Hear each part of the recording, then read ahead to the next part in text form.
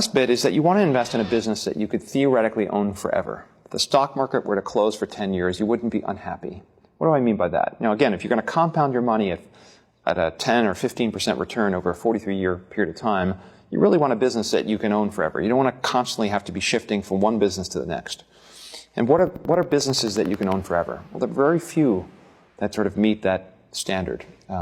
Maybe a good example is Coca-Cola, right? What's good about Coca-Cola is it's a relatively easy business to understand. You understand how Coke makes money, right? They sell a formula or syrup to bottlers and to retail establishments, and they make a profit every time they serve a Coca-Cola. People are going to drink a lot of Coca-Cola for a very long period of time.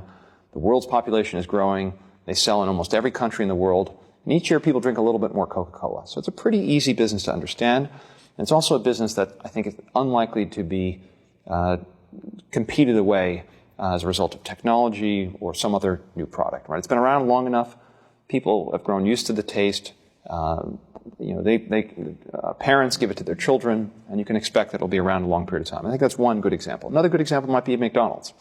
You may not love McDonald's hamburgers, but it's a business that's been around for 50 years. You understand how they make money. They build these little boxes. They rent them to the franchisees. They charge them royalties in exchange for the name, and they sell hamburgers and French fries. And you know what? People have to eat.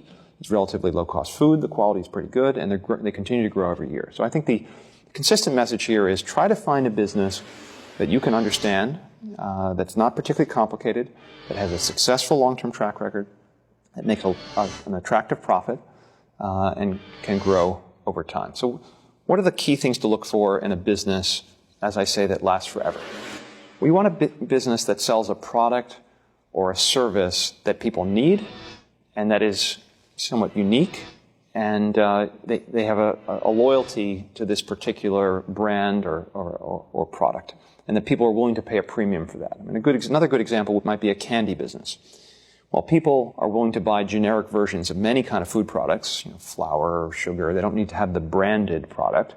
When it comes to candy, people don't tend to like the Walmart version or the Kmart version. They want the Hershey chocolate bar or the Cadbury chocolate bar or the See's candy. They want the brand, and they're willing to pay a premium for that. And so that's, I think, a key thing. You want the product to be unique. You don't want it to be a commodity that everyone else can sell, because when you sell a commodity, anyone can sell it, and they can sell it at a better price, and it's very hard to make a profit doing that.